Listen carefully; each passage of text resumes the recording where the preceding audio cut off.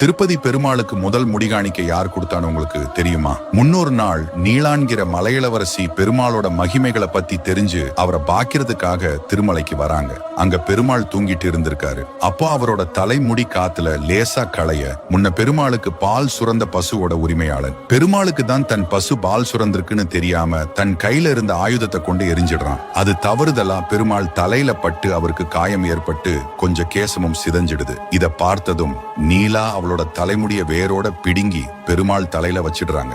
இதுல மகிழ்ச்சி அடைஞ்ச பெருமாள் நீலா கிட்ட என்ன வரம் வேணும்னு கேட்க, நீலா என்போல முடி காணிக்கை தரும் பக்தர்களின் குறைகளை போக்கி நல்லருள் வழங்க வேண்டும்னு கேட்டுக்கிறாங்க. தனக்காக எதுவும் கேட்காத நீலாவோட தூய பக்தியில மேலும் மகிழ்ந்த பெருமாள் அந்த வரத்தை நீலாக்கு அப்படியே கொடுக்கிறாரு. இப்படித்தான் திருப்பதில முடி காணிக்கை வழக்கமாக்கப்பட்டது. எத்தனையோ நாமங்கள் பெருமாளுக்கு இருந்தாலும் அதில் கோவிந்த நாமமே அவனுக்கு மிகவும் விருப்பமானது.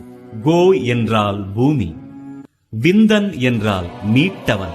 பூமியை வராக அவதாரம் எடுத்து மீட்டவன் கோவிந்தன். கோ என்றால் நல்ல நயமான வார்த்தை, விந்தன் என்றால் உரைப்பவன். உலகம் வாழ விஸ்வரூபம் எடுத்து கீதோபதேசம் உரைத்தவன் கோவிந்தன். மச்சரூபாய நமோ நமோ, கூர்மாவதார நமோ நமோ, வராகமூர்த்தி நமோ நமோ, வாமன வடிவே நமோ நமோ, சிம்ம நரசிம்ம நமோ நமோ, பரசுராமனே நமோ நமோ, ராம ராம ஸ்ரீ நமோ நமோ, கோகுல கிருஷ்ணா நமோ நமோ, பலராமனே நமோ நமோ, கல்கி ரூபாய. உந்தன் தரிசனம் உலகில் அதிசயம் கண்டோம் பெருமாளே, உள்ளம் பொங்க உன் நாமம் கூறினோமா.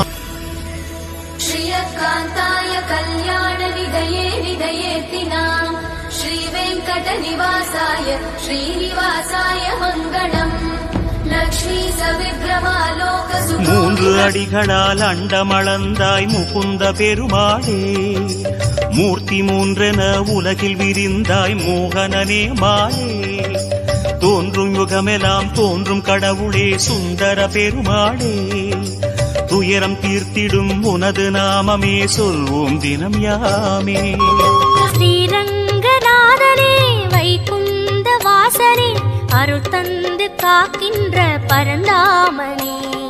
ஸ்ரீரங்கநாதனே வைகுந்த வாசனே, அருள் தந்து காக்கின்ற பரந்தாமனே.